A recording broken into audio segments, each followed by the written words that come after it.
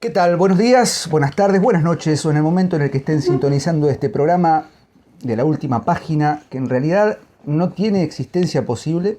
Ya saben ustedes que aquí estoy yo, pero es una circunstancia, porque yo no podría existir, no podría manifestarme, porque yo eventualmente estoy empezando a creer que soy también una manifestación, porque el ínclito, el de túnicas broncíneas, con aura panóplea, con su égida bien puesta, con lanza en ristre, ha venido a darme el espaldarazo, ¿no? Como a bendecir mi existencia para que juntos podamos conducir esta empresa, esta tropelía que hemos dado en llamar La Última Página, y los saludo inmediatamente. No me voy a prosternar por una cuestión de...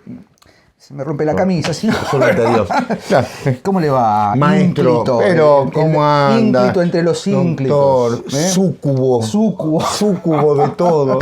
Mientras no íncubo. Un íncubo, claro. Un homúnculo y todo lo que derive. La rima, cuide la rima. Exactamente. Sí, Bien, sí. ¿cómo les va? Esto ya es... ¿Qué va a es ser? vernáculo.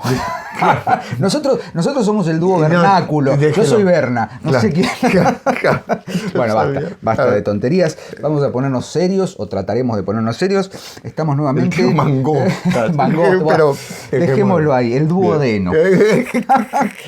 Estamos contentos porque, bueno, ya estamos también un poco. Yo por lo menos tengo esta sensación de alegría, pero también de cierto grado de previa a la nostalgia, porque estamos llegando a fin de año. Fin de año, profe. Estamos llegando a fin de año, tenemos alguna que otra sorpresita para el final de ciclo 2021, que fue un ciclo muy productivo, muy productivo. Yo estoy muy contento con los resultados, después de un 2020 bastante movilizante, ¿no? Por cuestiones y hubo que amoldarse, ¿no? Hubo que amoldarse, bueno. También queda pendiente esto que nos han pedido muchos, y es válido, que hay programas que grabamos allá en el 2020 que están muy mal editados, o sea, no mal editados, bueno, sí, aparte, pero tienen muy mala calidad de audio. De pronto podríamos hacer algún refrito con mejor edición, por supuesto, con mejor calidad de audio, y retomar algunos temas. Y ampliar. Por ejemplo, el de Dostoyevsky salió muy lindo, pero lo grabamos te acordarás vos, que llamamos por teléfono, como si fuera un podcast. Claro. Nada que ver con Desde el Palco, ¿no? Claro. Es otra cosa. Bueno, aquí estamos. Y hablamos de Dostoyevsky, no por nada, porque hoy vamos a trabajar con esta literatura que tanto nos gusta, tanto a Sebastián como a mí. Yo venía pensando, digo, hay tres literaturas que son como siempre volvemos, ¿no? La literatura italiana, la rusa, y bueno, en mi caso la literatura inglesa, pero también la francesa por ahí, ¿no? Inglesa norteamericana. Inglesa norteamericana, que son como temas que siempre dan para mucho diálogo. Y efectivamente hoy vamos a hablar de un clásico de la literatura rusa. ¿Y cómo, no? Porque ahí hay cosas interesantes, ¿no? Sí. Vamos a hablar de Nikolai Vasilievich. Exacto. Gogol, el queridísimo Nikolai Gogol, autor de tantísimos clásicos. Un autor controvertido, controvertido en el sentido de que, bueno, hay críticas dispares, hay algunos temas allí a considerar, sobre todo en el periodo en el que se desarrolla. Estamos hablando de Gogol, nacido en 1809, fallecido en 1852, o sea, prácticamente buena parte del siglo XIX, y el siglo XIX en Rusia, Dios mío, Reinado de Nicolás I, si ya decíamos que la literatura rusa de primera mitad del siglo XX y la segunda mitad es complicada. Bueno, hemos leído a Bulgakov, hemos leído a Dostoyevsky, etc. Pero con Gogol tenemos allí algunas cuestiones inevitablemente relacionadas con el contexto sociopolítico, sociocultural de la Rusia zarista. Sí. ¿No? ¿Cómo es? Nicolás I. Nicolás I. Sobre todo... Zar complicado. Sobre todo luego de las invasiones napoleónicas. Claro. ¿no? En 1812, Gogol era un párvulo, tenía 3 años nada más, pero obviamente la sociedad rusa, y por ende su literatura, de alguna manera, creo yo, y obviamente nuestro querido Fulvio Franchi puede corregirnos verbalmente y por mensaje todo lo que digamos a partir de ahora, hay una influencia muy marcada, sobre todo en Gogol, de estos cambios, esta suerte de crisis que empieza a sufrir la sociedad, sobre todo rusa. Así que, si Sebastián querés agregar algo más, bienvenido sea. Mira, Diego, a ver, sí, simplemente la idea de que lo que vos decías, un poco lo histórico, ¿no? Sí. Muy bien.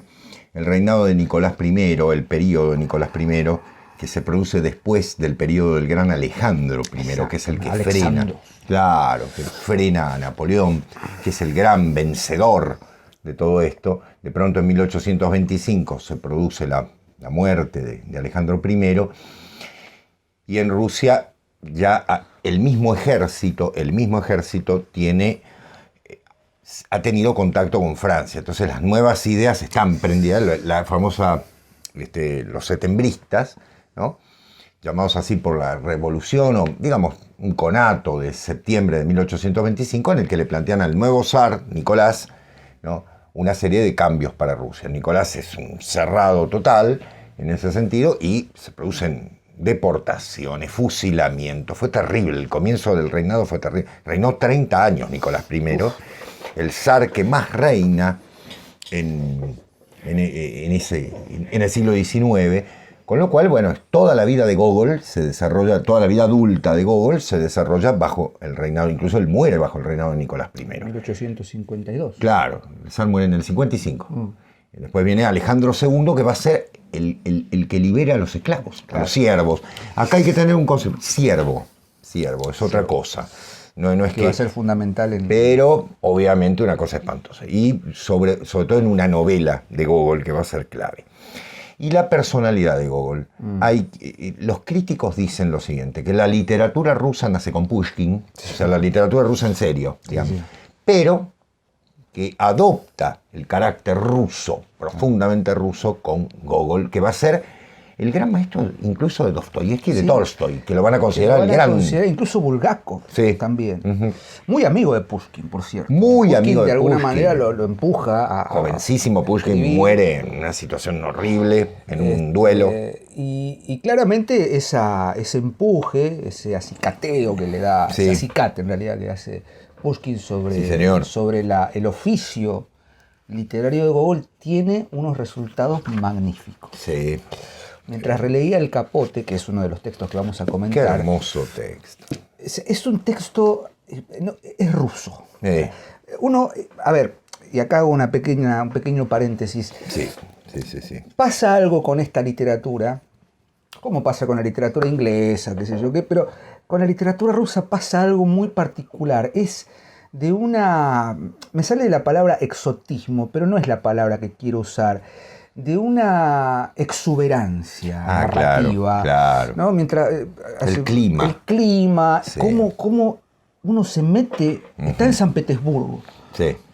Yo me sentía caminando por las calles gélidas de San Petersburgo. Alexander Nevsky. Claro, me sentía por esa avenida, ¿no? Claro. Sucede lo mismo con Bulgakov, sucede lo mismo con Erofeyev o Feroyev, no recuerdo ahora, me van a retar la pronunciación, en Moscú Petushky. Sucede lo mismo con Dostoyevsky, en otros niveles, ¿no? Porque Dostoyevsky es otra cosa. Es un místico. Es un místico. Bueno, y un poco Gogol tiene alguna cuestión allí en torno de su fe radical cristiano ortodoxo, que de hecho...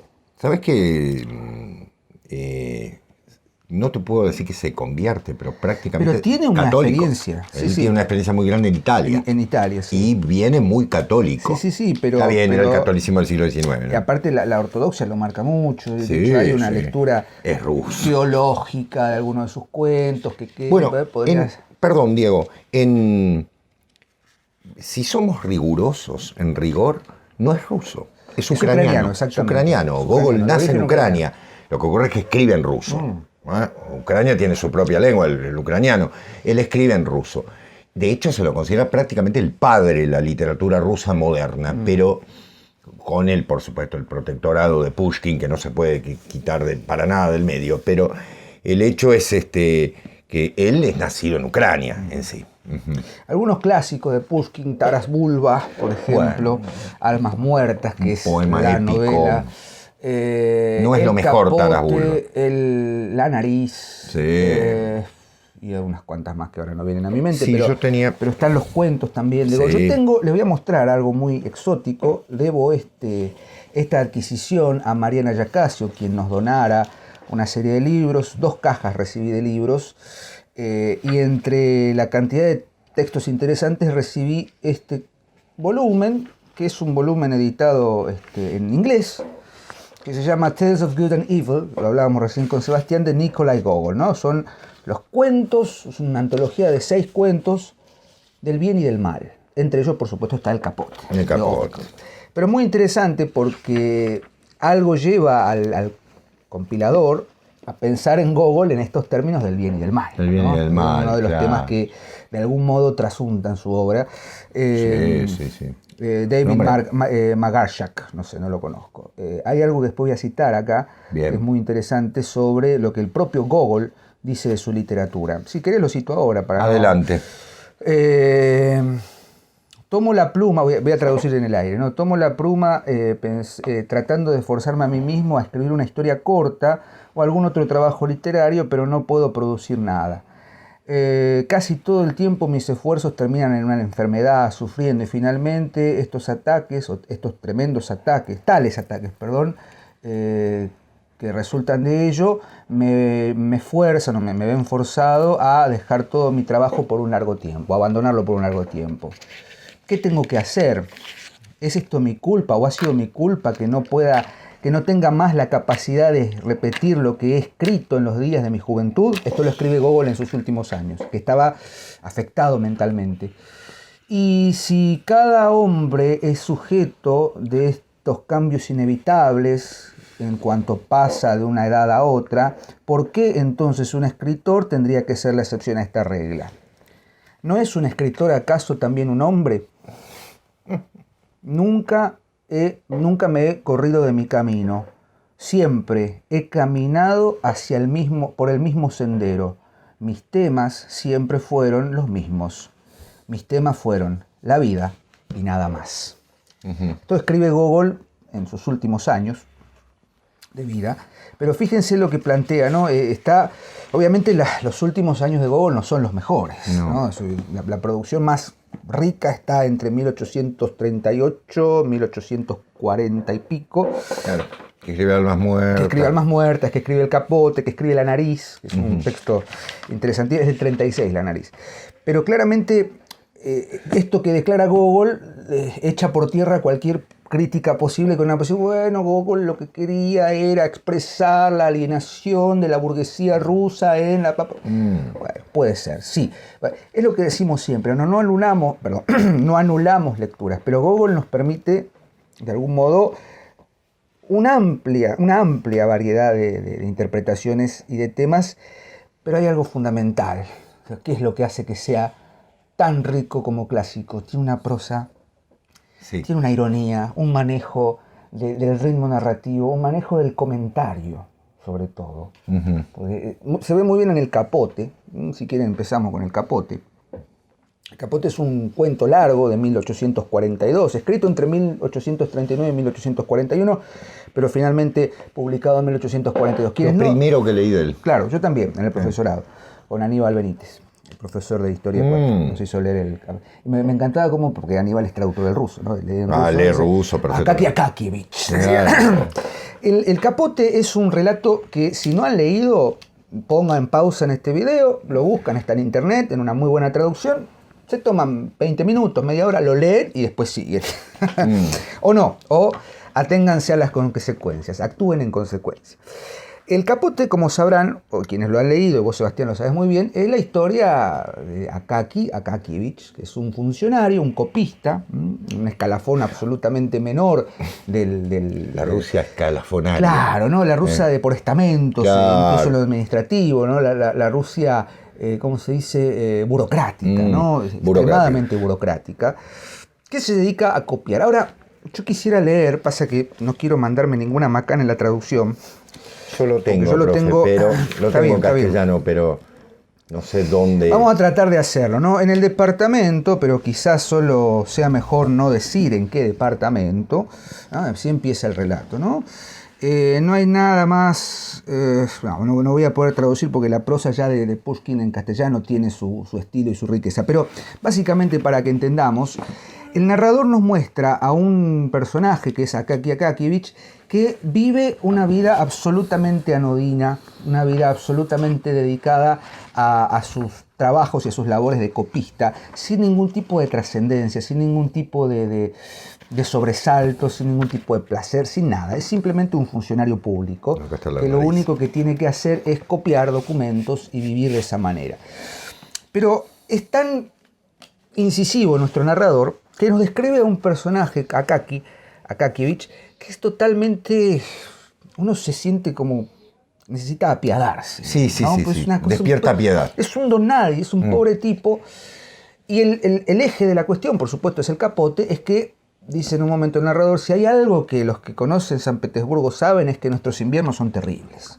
Claro. Y de pronto Akaki Akakíevich se encontraba aterido de frío, con muchos dolores en la espalda, en los hombros, porque se dio cuenta de que el capote, una especie de sobre todo, Gabán, su capote ya estaba raído, ajado, ya no soportaba un invierno más y se estaba muriendo de frío. Entonces, el gran conflicto del relato es que Akaki Akakíevich, que vive con lo justo, no gana más de 400 rublos por año, que es una miseria, para ese momento, ¿no? Decide ir a un sastre, al sastre Petrovich, Grigori Petrovich, a pedirle que le haga un remiendo del capote y qué sé yo. Y Petrovich, que es un personaje también bastante particular, bastante interesante, muy bien construido, le dice, no, mire, Akaki, no se puede. No se puede. Esto le pongo la aguja y se desarma. Es así que hagas uno nuevo. Y ahí empieza el dilema de Akaki. ¿Por qué? Porque no tiene dinero. Claro. Entonces ahorra. Y se priva de todos los placeres. No, los placeres no, pero se priva de todas las comodidades para comprar el paño, pagarle al sastre y hacerse un capote de primera línea. Como Dios manda. Como Dios manda. Un paño finísimo, muy bien abrigado. Pum, y recibe el capote y le calza como un guante. Y ahí Akaki es feliz y sale. Y ahí hay algo interesante. Porque a partir de que Akaki se viste con ese capote, cambia. Claro. Sufre una transformación. Una transformación que es tan simple como empezar a, entre comillas, ser reconocido. Disfrutar de ciertos placeres corporales que antes, no sé si tenía velados, pero a los que no les prestaba atención, llama poderosamente la atención una escena en la que él ve un escaparate en una vidriera y ve una fotografía, un cuadro de una mujer que se está probando unos zapatos y ligeramente el vestido deja ver su pantorrilla. Claro. Y él dice, el narrador dice, finamente entornada. Y antes Akaki no miraba eso y se da cuenta de que hay otro tipo que lo está mirando y se sonríe con picardía y con complicidad y él no entiende qué es lo que le está pasando, por qué le llama la atención.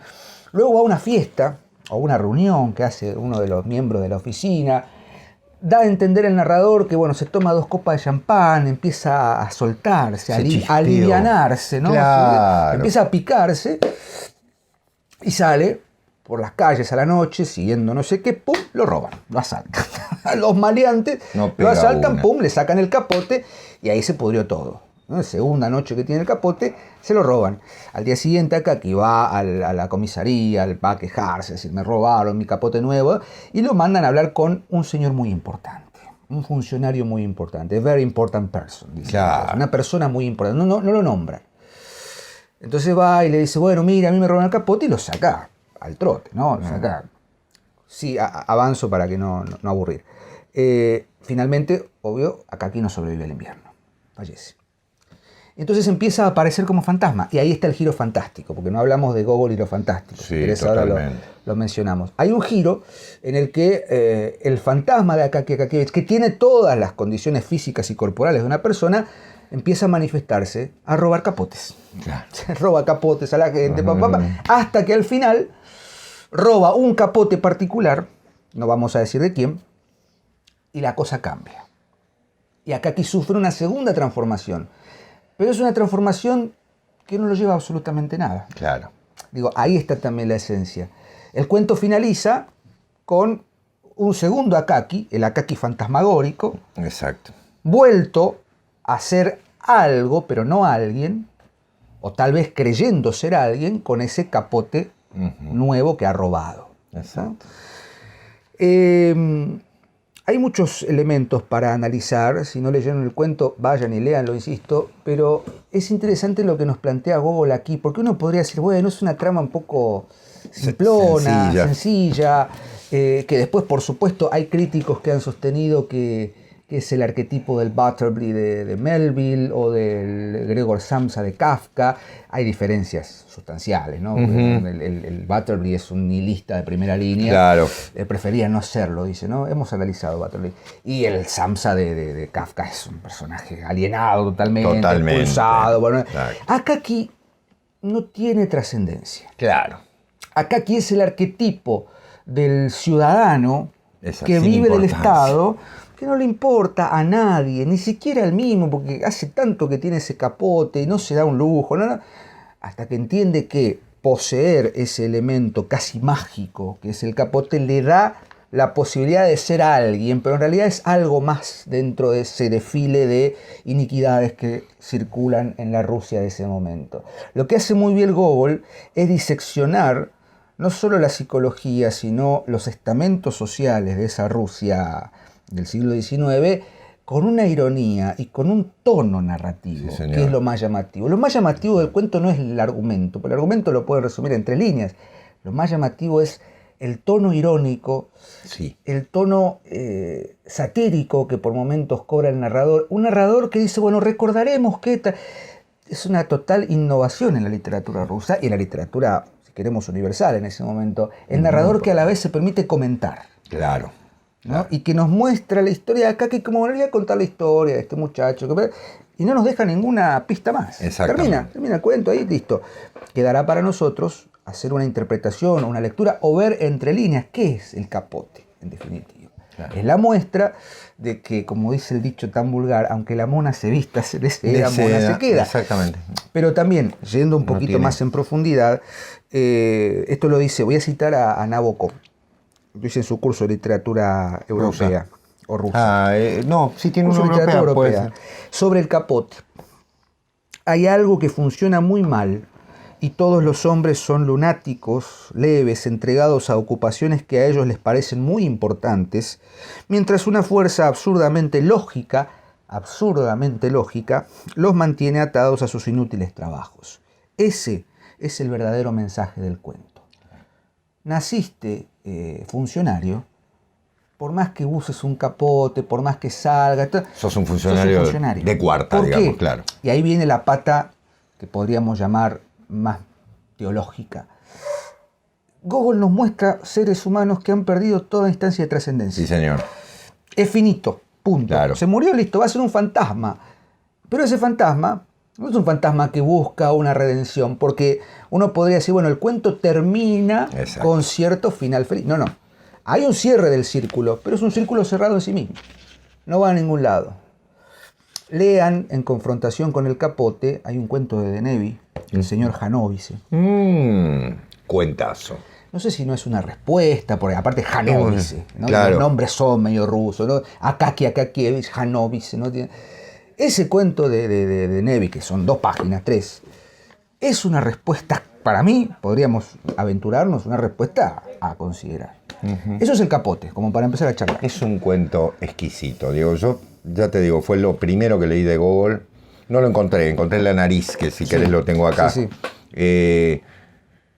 Y que me pareció algo tan absolutamente diferente de Es lo que me imaginaba la literatura Claro, rusa. ¿Viste? Cuando uno empieza a leer estas cosas, ¿no? Había leído algo de Dostoyevsky, siendo muy jovencito, y cae a mis manos el capote de Gogol, y la verdad es que me asombró, digo, es absolutamente. Y la nariz todavía más. Bueno, Pero es valga decir que Kovalyov. exactamente, hay un, como bien decía Diego, y eso que yo supongo que en ruso esto tiene que tener, ahora vamos a hablar de un problema que hay, tiene que tener una sonoridad, una prosa tan espectacular. Lamentablemente yo no leo en ruso. ¿Y qué está esperando? Debe ser, sí, tendría que ponerme, ¿no? Pero, ¿por qué? Porque veo que los traductores hacen un enorme esfuerzo Sí. por traducir. Esfuerzo que a veces lleva notas al pie y demás que está, o notas de traducción, que están justamente intentando encontrar no solo el término justo, sino también la elegancia de esa prosa. Yo ahora cuando hablemos de almas muertas, o de las almas muertas, voy a hablar un poco de la traducción, porque hay un problemón específico. Diego, ¿querés la nariz? La nariz, que puede leerse Acá lo tenés, te lo tándem, marco por si lo querés. que puede leerse tranquilamente en tándem con El capote. Con el capote, es un relato mucho más extenso, casi una novela, Sí. Y tiene un tono también que repite este principio cómico, irónico, onírico por momentos. Hay quienes dicen que, no sé, dio el pie al surrealismo, qué sé yo, bueno, puede ser. He leído cada cosa al respecto, pero sí. La nariz comparte el mismo principio que el capote, pero esta vez ya no con un objeto físico concreto, sino con una parte del cuerpo. Claro. ¿No? La historia es del asesor colegiado Kovalyov, que un día... Voy a leerlo directamente. Paréntesis, los nombres. Digo. Los nombres. Empieza con Iván Yakovlevich, cuya esposa es Praskovia Osipovna. Qué lindo para llamarla. Sí, sí, ¿no? sí. Están hechos los fideos. Y la llama por su nombre. Praskovia. Dice, hoy no voy a tomar café, Praskovia Osipovna, dijo Iván Yakovlevich. ¿Por qué se Pero no los me dos? ¿Por qué los dos? Iván Yakovlevich quedó en silencio. Bueno, acá empieza por otro lado, en realidad, porque no es el protagonista, es el barbero de Kovalyov. Pero fíjense cómo empieza la historia. El señor Kovalyov se despertó muy temprano haciendo brrr. Lo hacía cada vez que despertaba, sin saber el porqué. Ordenó que le fuese alcanzado su espejito para observar un granito que le había asomado en la nariz el día anterior. Grande fue su espanto al ver que no tenía nariz. No había nada en su lugar. Hizo todo cuando se le ocurrió para asegurarse de que estaba despierto, se restregó los ojos con un paño mojado que pidió a su sirviente, se palpó para sentir que no era sueño, pero era cierto. Su nariz no estaba. Y también era muy cierto que no estaba soñando. Qué bien me vendría a mí. Era su nombre, una nariz pegada. Todo esto... Si yo me despierto sin nariz. Claro, es decir, esto obviamente después tendrá su retorno en aquella mañana, luego de un sueño intranquilo, Gregor Samsa despertó convertido en un terrible insecto. Claro, ¿no? claro, decir, empieza de golpe. La noche posterior a una pesadilla, la noche está despierto, está dormido, sigue soñando, no sigue soñando. Bueno, es un dilema que no necesitamos responder porque no es el objetivo del cuento, menos el de la metamorfosis. Pero en la nariz sucede esto, o sea, el conflicto es que Kovalyov está sin nariz, y es un funcionario público, es un asesor colegiado, claro. Entonces no puede salir sin nariz. Claro. Eso es lo absurdo. Pero de pronto descubre que la nariz está en otra dependencia, y ha llegado a asesor casi ministerial. La nariz vestida. Qué ironía de... La nariz vestida. Para la burocracia. Una metonimia, ¿no? O sea, da lo mismo que seas una persona con cuerpo, con orejas, con ojos, o que seas simplemente una nariz. A nadie le importa. Porque los funcionarios en Google son señores que ponen sellos. La burocracia es eso, claro. No hay trascendencia. Importa el sello, el papel, la copia, Finalmente, bueno, no quiero abundar porque ya estoy aburriendo. No, al contrario. Como se dice, Kovalyov recupera la nariz, se la traen, qué sé yo, pero a mí me interesa el final. No voy a spoilear nada, como solemos decir, porque el final tiene dos momentos que son interesantes y que es muy propio de Gogol. Insisto con los narradores en Gogol. Mucha atención con los narradores. Sí, señor. Los narradores son particulares y son absolutamente innovadores, son absolutamente modernos. Se meten. Estamos hablando de 1836. Claro. 1836 en Rusia. Obviamente la primera traducción al castellano creo que es de 1916, de no sé si El Capote o de Almas Muertas. Gogol no llega muy pronto a ser traducido al castellano, ¿no? No olvidemos que está toda Rusia. En España, vos sabés que, Diego, tengo la sensación de que tiene que haber llegado antes que aquí, mucho porque ¿seguro? Emilia Pardo Bazán habla de... Pardo Bazán. Sí, en serio, vos te reís. Los pasos de Ulloa. No, yo no me río, me acuerdo de los pasos de Ulloa. ¿No? Terrible, porque después se ríe porque yo me río de sus dioses, esos dioses que tiene. Bueno. Después de esto, Kovalyov fue visto por la avenida Nevsky en teatros, recuperó la nariz, claro. Y su nariz también, muy campante, fija en su lugar como si nunca se hubiese movido. Desde entonces a Kovalyov se lo verá siempre de buen humor, sonriendo, siguiendo sin falta a todas las mujeres lindas.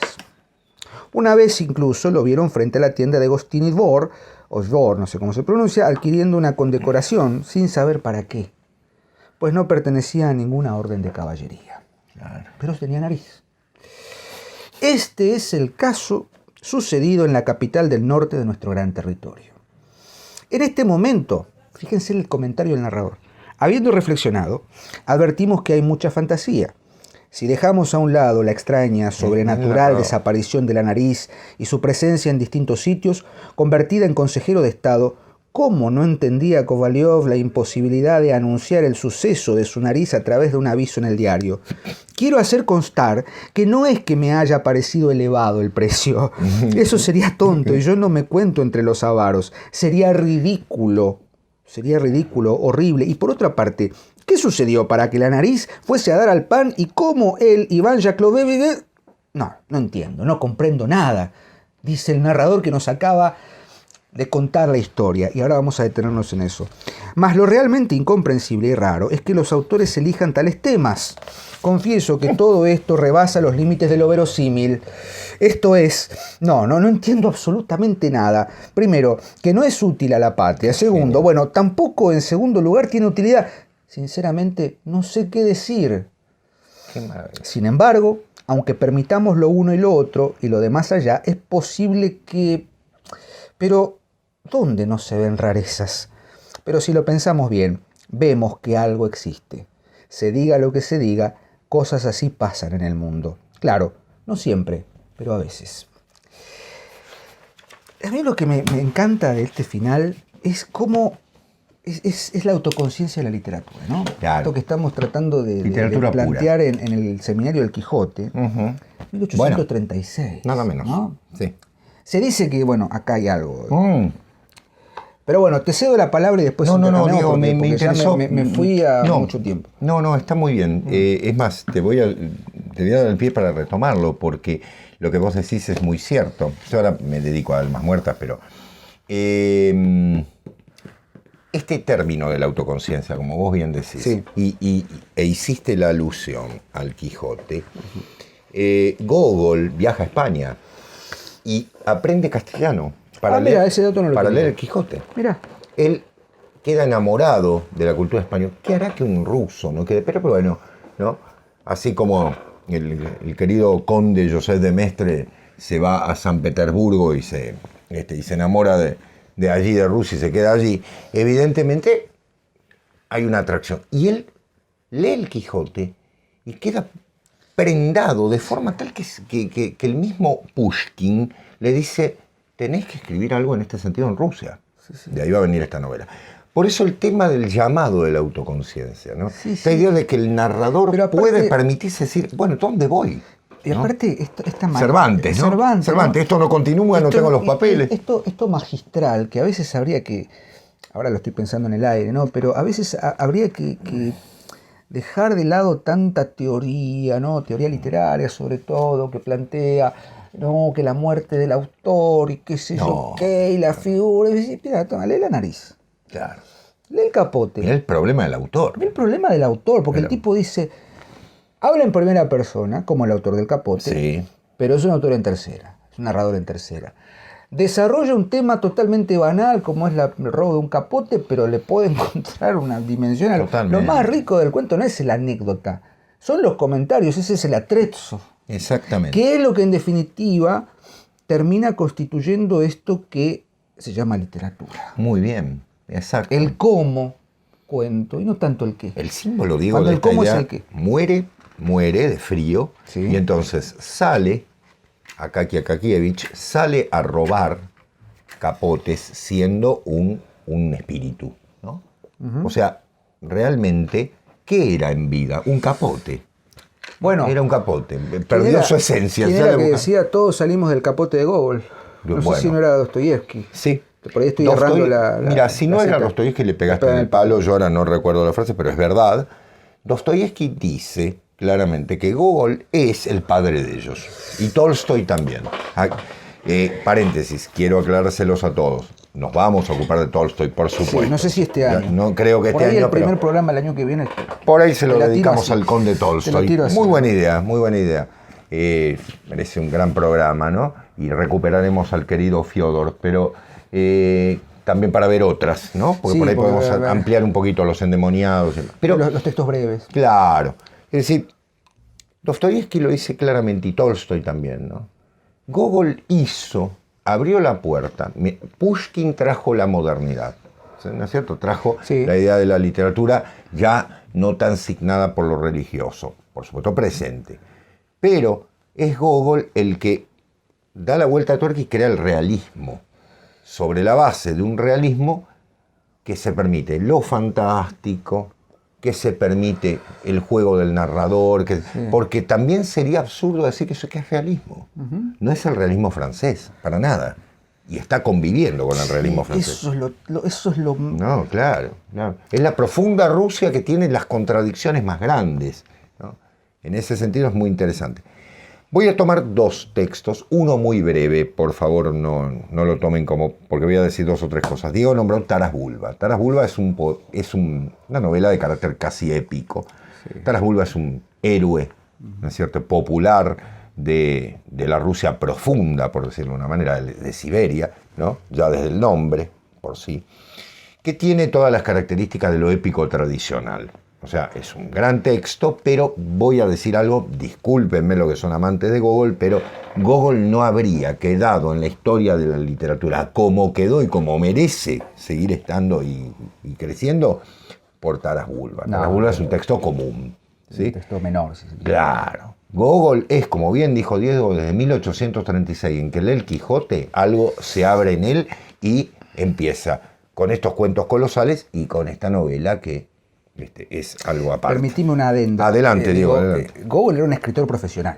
Sí. Vivía de su literatura. Sí. ¿no? Entonces, como atormentado. todo laburante de un oficio, qué sé yo, el que fabrica una guitarra o el que fabrica, no sé, X elemento artesanal, decirle, mira, me necesito 10 guitarras para fin de mes y seguro va a fabricar 10 guitarras al trote hasta que venga uno y le dice, necesito la guitarra. Bueno, si es un buen artesano, va a hacer la guitarra. Con Gogol pasa algo similar. Por supuesto que tiene muchas más obras magníficas, todos descendientes, lo dijo Gogol, sí, exacto, Dostoyevsky. No muy bien, Diego, ahí te lo confirmé. No equivoqué la cita.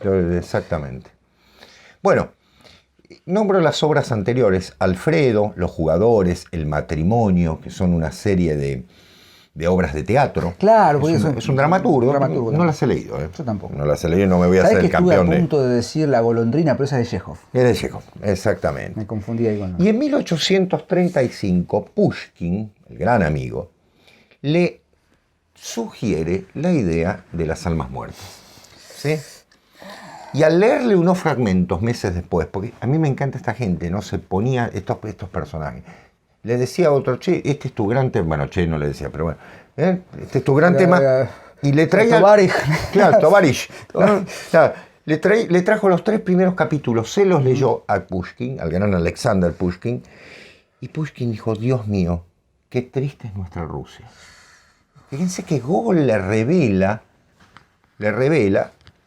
pues un gran poeta, ¿no? Pushkin, le está revelando en el fondo la esencia de Rusia. La novela es una novela, Almas Muertas, se llama Mrtvya Duszy, ¿sí? Yo estaba pensando, la traducción no es Las Almas Muertas, es Almas Muertas. Pero voy a hacer una aclaración. Cuando digo almas muertas, ¿qué debemos entender? Ojo con el concepto. No son almas, ¿sí? No, porque ahí hay un término. Claro. Almas, en realidad son siervos. ¿Qué significa? En Rusia, almas se le decía a los mujik muertos. Es decir, ¿cuántas almas tenés? Se decía. Sí. A los siervos que tenía un señor. ¿Sí? No necesariamente el señor tenía que ser algo rico, no tenía que ser un terrateniente impresionante, pero sí tenía siervos, en la vieja concepción de la Rusia. Por eso se dice que Almas Muertas es la novela en la que, y tendríamos que aprender tanto, escuchen bien, porque en la que Gogol no denuncia, retrata. Entonces con eso pone el tema sobre la mesa diciendo, no hay que abolir, vamos a abolir la servidumbre, sino lo que dice, esto es la servidumbre. Entonces llama la atención hasta del mismo emperador, hasta de la misma censura, porque él nombra al emperador como bondadoso. Sí. En esa idea, después Alejandro II, el zar que continúe, va a abolir la servidumbre. O sea, miren la fuerza que ha tenido esto.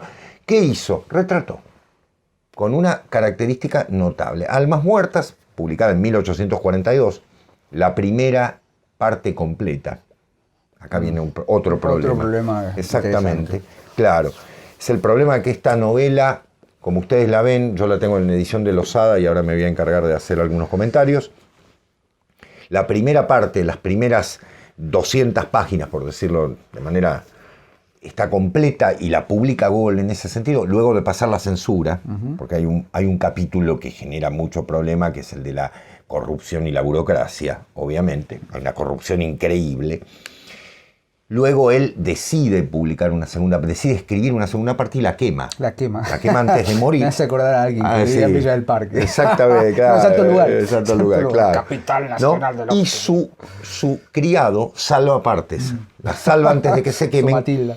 Y están publicados aquí los fragmentos. Los fragmentos de una segunda parte que, voy a ser sincero, se nota que son fragmentos. Sí. Porque incluso hay partes que no se pudieron recuperar, es decir, la misma hoja quedó quemada, entonces hay oraciones cortadas y demás, que revelan una idea, justamente, siempre se dice en Rusia, así como nosotros decimos qué será el segundo libro de la poética de Aristóteles, en Rusia se dice cómo sería la segunda parte de Almas Muertas de Gogol. Corregime, ¿no? Si le iba a llamar Almas Blancas. Exactamente, exacto. Incluso hay quien dice que era almas resucitadas, almas... Sí. Claro. Bueno, ¿qué pasa? La novela tiene características de un enorme realismo, pero a la vez con ciertos giros, me permito decirlo, de expresionismo. O sea, de cierta fantasía tirada a lo absurdo. ¿Sí? La gran influencia es el Quijote. Y el gran personaje, Chichikov, ¿sí? Pavel Chichikov. Exactamente, Pavel Chichikov no hace ni más ni menos que su acción es la siguiente. Sale a buscar por Rusia y sobre todo en una región los nombres, compra las almas muertas de los que fueron siervos. Porque ustedes dirán, qué ridículo. ¿Por qué? Porque en Rusia existía un registro de siervos. ¿Sí? Entonces Diego, pues supongamos, tenía 120 siervos. Y si bien estaban muertos muchos de ellos, él tenía que seguir pagando el tributo por los siervos, porque darlos de baja significaba pagar un impuesto mayor. Entonces, ¿qué hacía? Le convenía seguir diciendo, tengo 120, por ahí se habían muerto 30. Entonces, ¿cuál es el negocio que piensa Chichikov? Salir a comprar las almas. Ustedes dirán, qué necrológico, qué terrible, qué incluso qué espantoso. Bueno, bien, eso le permite mostrar una esencia del pueblo ruso muy particular. Yo ahora voy a citar algunos fragmentos, inevitablemente, porque es hermoso lo que va desarrollando. Sobre todo la enorme desconfianza de algunos. ¿Por qué este hombre me compra los siervos, no? Me compra y los paga, ¿no? Y algunos le discuten, le piden absurdos, 500 rublos por muerte, otro le dice que le agradece, que se lo saque encima. O sea, están todas las psicologías. Sí. Es un enorme tratado de la psicología del pueblo ruso, muy bien marcado fundamentalmente. Bueno, voy a la traducción, señores. Losada. ¿Sí? Yo no sé ruso, pero he leído la traducción que vosotros habéis hecho gracias a Fulvio Franchi de El Maestro y Margarita y me sacó el sombrero, de Bulgakov. Esto... lo voy a nombrar los dos, no, mejor se lo dejo, ¿sí? No lo voy a nombrar los dos traductores. Dudo que sepan castellano. Uy, Dios, ¿por qué? Es espantoso, espantosa. Primero y principal, les doy un ejemplo, página 172, toaleta. Busqué en la Real Academia, que lo tengo. Busqué en el diccionario enciclopédico, que tengo uno histórico, una cosa, busqué en mi enciclopedia, no existe la palabra toaleta. Yo entendía a qué se refería, pero señores, ¿sabés qué es toaleta, Diego? De toalé. Claro, me suena a toalé. Claro. Es decir, sería la, ¿cómo decirlo? Cuando se arregla, ¿no es cierto? La cosmética, sí. La cosmética. Espanto, no existe la palabra, es un horror. ¿Sí? Bueno, así son los términos. Capítulo 4, permítanme porque es espantoso. Yo esto lo decía Diego, que me tuvo como profesor de gramática. ¿Te acordás, Diego, uno de los ejemplos que yo daba siempre para jorobarlos? Sí. Llegado que hubieron Sí. al ventorrillo, llegado que hubieron. Perdón, yo no sé cómo es el estilo de Gogol, pero por favor. Claro, una vez hubieron llegado. Claro, una vez que hubieron llegado, exactamente. Llegaron que hubieron. Eso es un hipérbaton espantoso. Claro, los llegados que hubieron. Claro, sí, entiendo la Sí, estructura, todo, pero no, hay que ser medio... Bueno, Totalmente, totalmente. Bueno, en el medio de esto, en el medio de este espanto de traducción, sí, realmente yo, la verdad, disculpas, Losada, pero no puedo hacer otra cosa. Fíjense las reflexiones acerca de... Dice, busco la página, acá está. Dice, cada pueblo lleva en sí una prenda de fuerza, posee privativas facultades creadoras, particularidades bien definidas y otros dones del cielo aún, pero se distingue sobre todo por su mayúscula verbo, que refleja en toda ocasión un rasgo del carácter nacional. La lengua del inglés denota un profundo conocimiento del corazón y de la vida. La de un francés brilla con destellos ligeros, alegres, efímeros. El alemán madura largo tiempo una frase alambicada, cuyos sentidos se escapan a muchas gentes, pero ninguna palabra brota tan espontáneamente del corazón, no borbotea, no tiembla con vida tan intensa como una palabra rusa bien sentida. Claro. Gogol hace este tipo de reflexiones. Ustedes me dicen, ¿qué tiene que ver con la historia? Bueno, era lo que decía Diego. El narrador reflexiona constantemente sobre el problema de la lengua, el problema de la sociedad. Sí, Diego. Nos reíamos antes de grabar porque él me decía Diegovich, Rafaelovich, no sé qué. Entonces le decía, ¿por qué esa condición de los nombres? Y en el capote hay una disquisición sobre por qué Akaki se llama Akakievich. Y hay una cuestión allí. Bueno, en fin. Exacto. Es inagotable el comentario que uno puede hacer. No, es que es increíble. Mira esto, Diego. Dice, sus colegas objetaban, tú hablas como quieres, sprechen Sie Deutsch, Iván Andreyevich. O sea, habla en alemán. Uh-huh. Tu misión consiste únicamente en despachar el correo. En tu oficina de correos apenas si puedes cometer más que ligeros pecadillos. Aceptar mediante fianza, pues los italianos somos, ¿no?, un paquete irregular, o cerrar el ventanillo, bueno, la ventanilla sería, antes de la hora reglamentaria para enseguida hacer pagar cara tu complacencia a la gente de negocios. En este oficio pronto se hace uno santo. Pero si el diablo te tentase todos los días, verías si se puede resistir sus acometidas. Claro, en el fondo Gogol entiende que el pueblo ruso es así, dice, porque son tan grandes las tentaciones de el cohecho, por decirlo de una manera culta, que dice, esto es así, se venden las almas de los muertos, claro, ¿no?, con el fin de sacarse encima un impuesto. Y bueno, miremos para otro lado. Y aparte, entonces hay un gobernador que sella las cosas. Claro, es maravilloso. Aparte Chichikov tiene un fin realmente absurdo, que es decir, bueno, comprarse una granja y que le den un préstamo. Entonces para eso tiene que, digamos, comprar literalmente las almas. Las almas, claro, para registrarlas en me sale decir, en el ayuntamiento, no sé, exacto, en el centro de legalización, claro, en la gobernación, sí. Digo, legitimar su condición de estatus que no tiene de entrada. Claro. Pero ahí está otra vez esto que se ve en el capote, que se ve en la nariz, y esta cuestión de lo aparente no es lo real. Exactamente. O sea, una cosa es serio, otra cosa es parecer, ¿no? Dicho en términos muy simples. Exacto. Y un dato, Diego, la novela que parece ser lineal no lo es por momentos, o sea, muy moderno, muy moderno. Va recorriendo distintas dachas, itzvas, ¿no?, como se llaman realmente, en busca de... Y se encuentra con todas las personalidades de los rusos. El avaro, ¿sí?, la mujer que está empobrecida, el burgués que quiere enriquecerse a pesar de todo, el negociante, el liberal, todo, ¿no? Va recorriendo todo eso, como si fuera una especie de viaje por el infierno, diría yo. Porque de hecho nombra a Dante y a Virgilio en la obra, en un momento, con una enorme corrupción y demás. Y ustedes dirán, ¿y dónde está lo original? Bueno, de pronto, muy avanzada la novela, vemos, ¿no?, esperen que el nombre lo tengo borrado, que es Nosdrjof, es el gran amigo, pero el capitán Kopeikin, que resulta ser un rebelde ante ciertos hechos, que va a ser el que lleve a Chichikov a todo esto, y que incluso se duda que sea la misma persona, que está herido de guerra, en la guerra contra los franceses, y entonces puede haber venido preparado. Hasta piensan que es un autómata. Sí. Es estupendo. Hay una serie de cosas.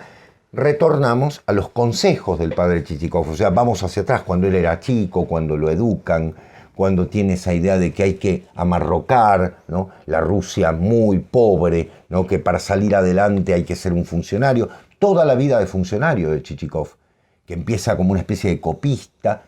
Uno mira lo absurdo, Diego, es increíble lo absurdo, ¿no?, de oficinas con gente copiando estupideces, decretos que nunca se van a cumplir y demás, ucases del emperador que van y vienen, cosas que revelan una enorme ironía. Por eso la novela no fue fácil de publicar, hubo censuras y demás. Fue Bielinsky, el gran crítico ruso, el que descubrió a Gogol y el que después le va a hacer también le va a dar una gran mano a Dostoyevsky, en ese sentido, el que insiste y bueno, logra que, quitándole 2 o 3 cositas, la novela se publique. Ahora, es la esencia del pensar ruso de la época, ¿no? Es una Rusia que uno encuentra, Diego, a mí me parece que es una Rusia que está congelada, ¿no? Está ahí. Falta que algo se destruya. Una vez me dijiste, cuando me presentaste por primera vez el concierto para piano y orquesta número 2 de Rachmaninoff. Sí. ¿Qué dije? A ver. Es Rusia hecha música. Sí. Esa desolación. Uno escucha, sobre todo el concierto número 2, el primer movimiento del concierto. Bueno, hay que tener unos dedos kilométricos para tocar ese mano de Mujica. Una mano de Mujica. Claro, totalmente. Sí. Una mano prominente para poder tocar. La mano de Akakievich cuando amenaza al policía, ¿no? Claro. Pero hay algo interesante que quiero retomar, y que es justamente esto, ¿no? La desolación. La desolación. Sí. Y el propio Gogol hay algo que entiende Gogol y se deja morir. Fíjate lo que dice. Él había ido a una peregrinación, ¿no?, a Tierra Santa, en Palestina, pero para su horror descubrió que incluso durante el servicio divino de la iglesia, pulcro, sus pensamientos vagaban y su espíritu, el espíritu de la gracia no bajó sobre él. Volvió a Moscú en 1848, todavía pensando y esbozando la segunda parte de Almas Muertas, cuando su confesor, el padre Mateo Rzhevsky, lo conminó a que debería renunciar a su trabajo literario, pecado, ¿no? Claro, y entrar a un monasterio, ¿no? Claro. Escribir esto es un pecado. Gogol replicó: no escribir es casi lo mismo que no vivir. Y fue consecuente, porque cuando una noche del 12 de febrero de 1852 quemó por segunda vez los capítulos completos del segundo volumen de Almas Muertas, se pronunció a sí mismo su sentencia de muerte. De hecho, inmediatamente procedió a una huelga de hambre, y ni siquiera las exhortaciones de sacerdotes y tampoco el esfuerzo de los doctores fueron de ninguna ayuda. Murió el 21 de febrero de 1852. Sí, 42 años. O sea, fue consecuente con una forma de... Y acá hay algo interesante que vos esbozaste y me parece clarísimo. No hay en Gogol una intención de denunciar absolutamente nada. No fue una comisaría. No. Claro. Y eso es lo que de alguna manera también lo hace más grande. Es decir, lo único que puedo hacer es escribir. Y viene a mi mente Stefan Zweig, ¿no? Es decir, está bien, Stefan Zweig fue mucho más radical, se suicidó. Gogol se dejó morir, ya estaba. Buah. Entró en una enfermedad, se dejó morir, dio su vida, quiero decir que se murió. Claro, como dice el gran... ¿no? Cide Hamete, claro, respecto de Alonso Quijano el Bueno. Y ahí está otra vez, ¿no? Totalmente. Porque, Diego, por algo este hombre se sintió atraído por el Quijote. Un ruso. Pensemos lo siguiente. Retomo lo que dice Diego porque me parece exquisito. Voy a usar la palabra, yo quiero denunciar algo, una injusticia, una cosa y demás. Bueno, como dice Diego, anda a la comisaría. Que en realidad lo dice John Ford, se lo roba a John Ford, ¿no? Dice, si quiero denunciar algo, voy a la comisaría. Tiene razón, genio John Ford, por supuesto. Pero, bien, o sea, ¿qué hago? ¿Hago un panfleto? Bueno, durará lo que dure el panfleto, ¿no? Ahora, una obra de arte que permite justamente esa lectura, porque la permite, como pasa con Almas Muertas, tiene su fraternidad con todas las obras grandes de la historia. Dante hizo lo mismo en la Divina Comedia. ¿Qué denunció? Si queremos decir, ¿qué denunció? La corrupción de la Iglesia, la división de una Italia que estaba fragmentada en mil pedazos, el desastre de los papas, etcétera, etcétera. ¿Qué denunció Cervantes? La decadencia de España, la pérdida de la caballería andante, la pérdida de la caballería grandiosa, el espíritu caballeresco, heroico de España, que se entregaba, ¿no es cierto?, a una etapa de enorme decadencia y demás. ¿Qué hizo Dostoyevsky cuando escribió Los hermanos Karamazov, cuando escribió Crimen y Castigo? También las condiciones de la Rusia, pero lo hicieron. Claro. Con un argumento que no es denuncia contra el zar, ¿no? Claro, no sé, lo dijimos hace poco. El Maestro y Margarita de Bulgakov, también. No recuerdo con qué. Lo decíamos en torno de Bodok. Sí. Y la saga de los confines. La saga de los confines. Y bueno, ahora que salió el programa de Gorodiller, un poco también estaba sí, señor. ahí como dando vueltas a esta idea. Digo, lo que queda, en definitiva, es la obra. Claro. ¿No? Es lo que... Exacto. Vos fíjate que a nosotros, por lo menos lo dije, y quienes no están haciendo el seminario del Quijote lo saben, no lo saben, pero tanto Sebastián como yo tuvimos que armar el seminario con unas ediciones del Quijote peladas. Sí. No, o sea, Sebastián, creo que vos prestaste tu edición crítica. Presté mi edición crítica. Yo no tengo acceso a ella por diversas cuestiones, entonces tenemos los de la misma, la de Espasa-Calpe, que no tiene una sola nota al pie de nada. Nada. Fue como una experiencia majestuosa porque fue un desafío, en mi caso, de enfrentarme al texto nuevamente desmunido de todo aparato crítico. ¿Por qué? Porque en definitiva la obra sobrevive a eso. O sea, yo puedo encontrar denuncia en Gogol, puedo encontrar denuncia en Dostoyevsky, en los que nombramos, etc. Sí, pero no era el objetivo final. Claro. Entonces ahí uno ingresa, hasta me permito decirlo, con un poco más de soltura, ¿no? Es decir, uno se desmunirse de todo tipo de andamiaje, de capotes, claro, muy bien. Todo tipo de andamiajes permite que uno disfrute primero de la obra. Totalmente. Y después, si le quieren encontrar denuncias, si le quieren encontrar proselitismo, son niveles. Claro. Uno no predomina sobre todo. En todo caso, lo que predomina es la literatura. La literatura. Y Gogol es literatura. Sí. Yo lamento, vuelvo a decirlo, no leer en ruso porque me había anotado muchas páginas para mostrarles. La traducción es espantosa, realmente. Espero el día de mañana conseguir otra. Era la que tenía, yo tenía esta, bueno, la retomé, pero realmente una buena edición con notas, ¿no? Como las que hizo Fulvio, para la misma editorial. Gente, por favor, pidan un traductor de ruso, porque me parece que esta gente puso el Google, ¿no? Para traducir. Es un espanto, claro. Invitamos, esto es simplemente una aproximación, por supuesto, acceso a Google, está todo en internet, lo pueden encontrar con mejores traducciones tal vez. Su narrativa, breve y extensa, porque Almas Muertas es una novela, los cuentos son fabulosos, El Capote, La Nariz, entre otros tantos. Y bueno, nada, como saben, seguimos leyendo. Sebastián, ¿te parece que hagamos el cierre? Por supuesto. Lástima que no tenemos más bebida vecina Starovia, pero bueno, claro, no queremos hacer papelones. Seguimos leyendo y nos vemos el próximo lunes y un par de lunes más. Después nos tomaremos un descansito. Sí, en enero no estamos, como aquí siempre. Estamos, como decimos siempre, leyendo y abriendo nuevas puertas. Gracias, Eva. A vos, Dieguito, un placer. Y gracias a ustedes. Chao. Adiós. Gracias. No se vayan, esperen. Ya sabemos que Porrini dijo adiós, gracias. Pero hay que seguir. Hay que seguir unos minutitos más. Aquí estamos en este envío que va a salir a partir de ahora en todos los videos. Porque bueno, como ustedes saben, formamos parte de una asociación mucho más grande, la Asociación de Estudios Humanísticos, Pero además, gracias a la iniciativa de 2 miembros de la asociación, en el año 2019 se fundó la editorial independiente Sofía Casa Editorial. ¿Sí? Hemos hablado de las producciones de Sofía. Buena parte del catálogo la pueden encontrar en la revista, que tienen el link para suscribirse siempre abajo. Pero hoy, humildemente, queremos hacer autobombo.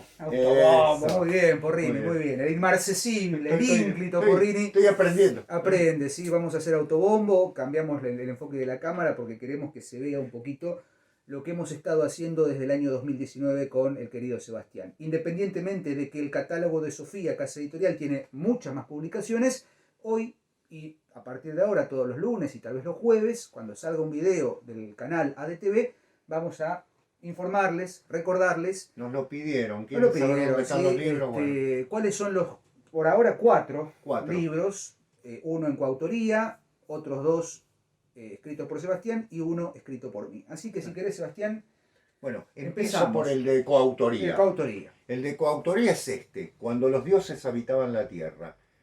Cosmovisiones míticas griega, nórdica y maya. Fue un placer escribirlo con Diego. Sí, después de muchos años. Compartimos el trabajo y el amor por la mitología. Está en Sofía Casa Editorial. Publicado en 2019, febrero de 2019. 2019, exacto. Es el primer libro. Segunda edición. Segunda edición. ¿Sí?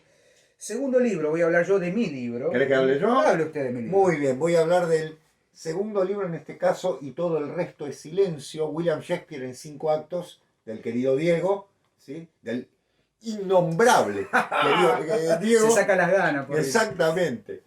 Que es un libro dedicado a Shakespeare, a los aspectos más literarios, simbólicos de la obra de Shakespeare. Se trabaja, por eso dice 5 actos, 5 obras, tragedias, comedias, dramas y demás.